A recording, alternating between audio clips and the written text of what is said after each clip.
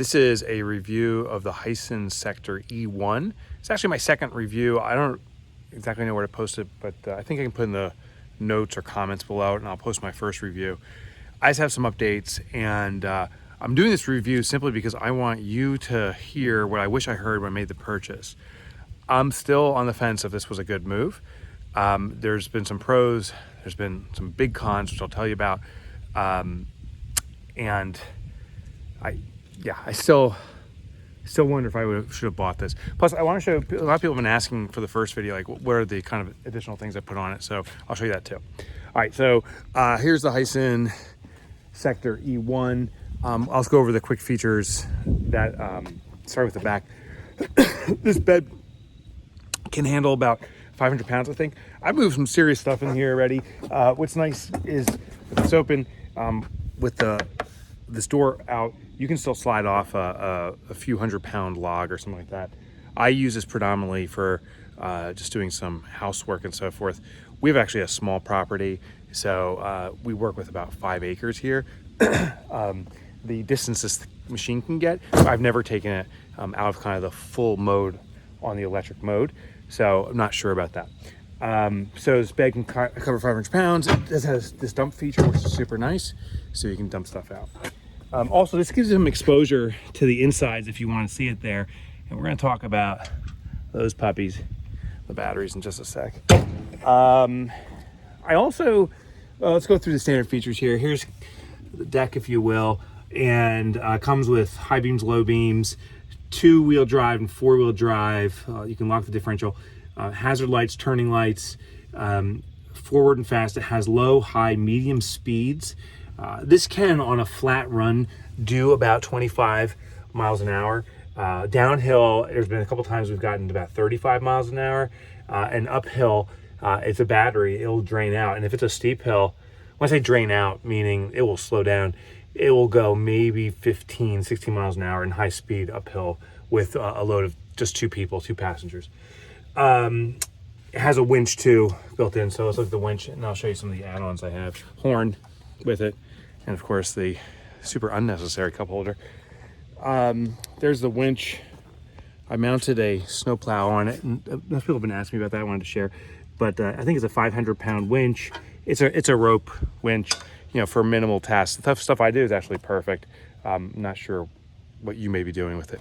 So let me talk about the add-ons, and then we'll go through what I like and don't like. So I added on a plow. It hooks up to your winch. The plow I got right here, you can see it's a KFI.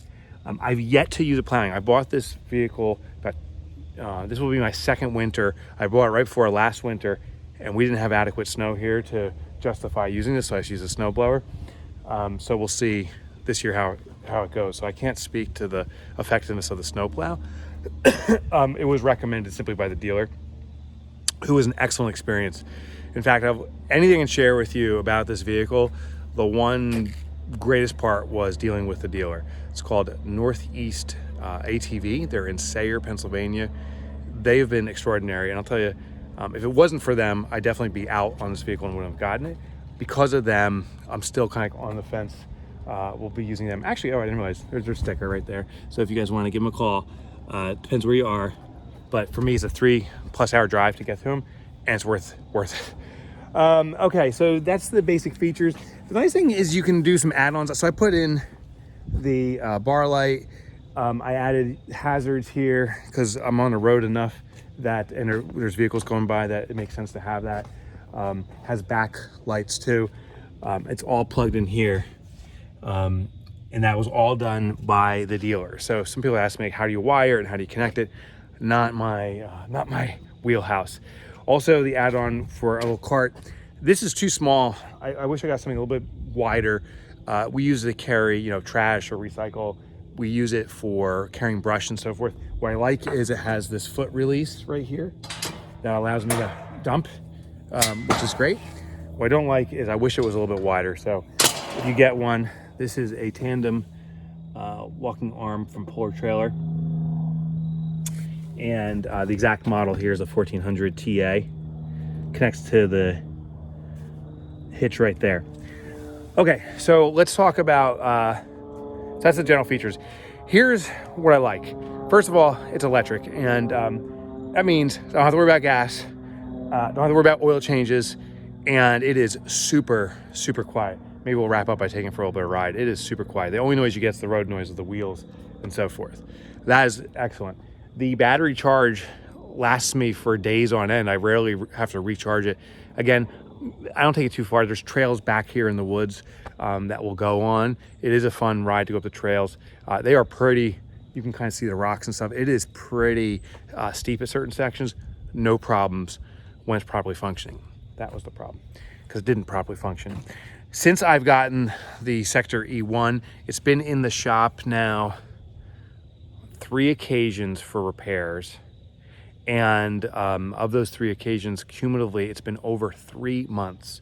Here is the big negative for the Sector E1. The corporate HiSUN in the US, their process is probably the worst warranty process I've ever experienced.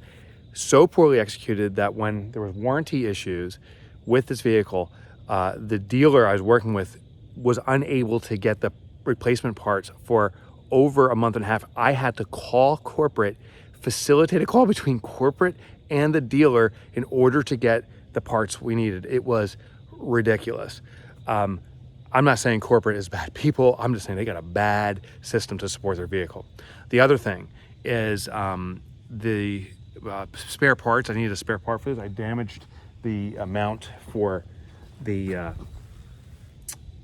plow there, the mounting hitch, and it's a part that unbolts, not available on back order, so I had to get it straightened. I may have to get a custom piece made to properly replace it. They don't have spare parts available, so big warning, you have problems, you need spare parts. Corporate is not excited to serve you, and they don't have spare parts. Let me tell you though, here's the real problem. I already had the bench loose. The bench comes off pretty easily. I loosened up so I can do it with one hand, but it's these batteries. Hopefully you can see that. These batteries, these Discover Dry Cove or whatever batteries, horrible, absolutely horrible.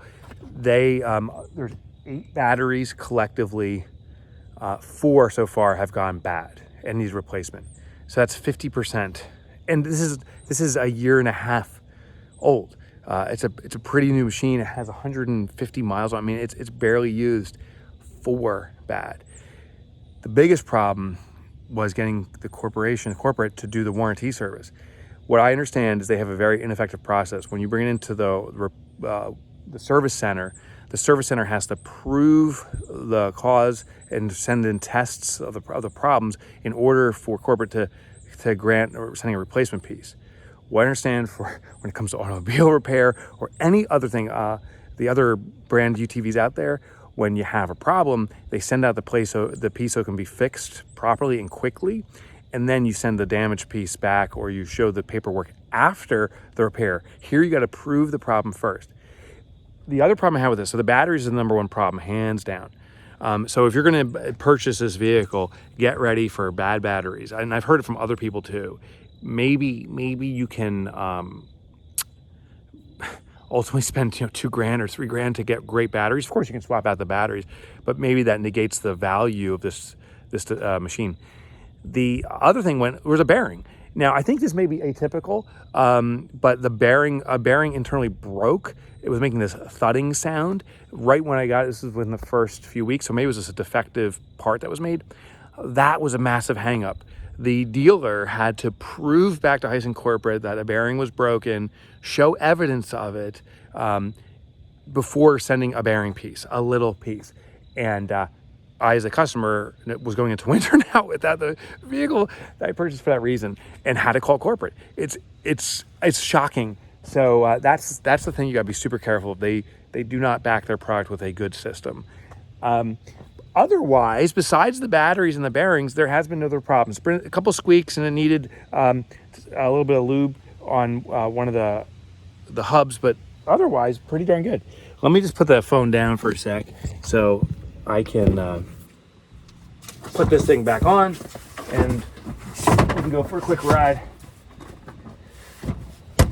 Okay, it's in. Let me see if there's anything else I wanted to show you here. Yeah. nothing else of significance. I can't even remember what it costs now cumulatively, but I think it was about 14,000 new, and that included the plow, windshield. It's everything included. That I bought separately for, I don't recall what it was. For the dollar for dollar value, if the batteries weren't a problem, then I say this is a winner. If corporate would back with good service, then I'd say this is a de facto. But bad service really has me questioning if I want to purchase this product again. And the batteries is just the same quality compromise they've made. So there we go. Let me take it for a quick spin, and then we'll call it a video. So you just fire it up. It lights up the dash. You see the parking brake is on. You can put it forward, but it won't engage. It won't engage without it being out of park. So it has 160 miles on it now. You simply push the brake to release it.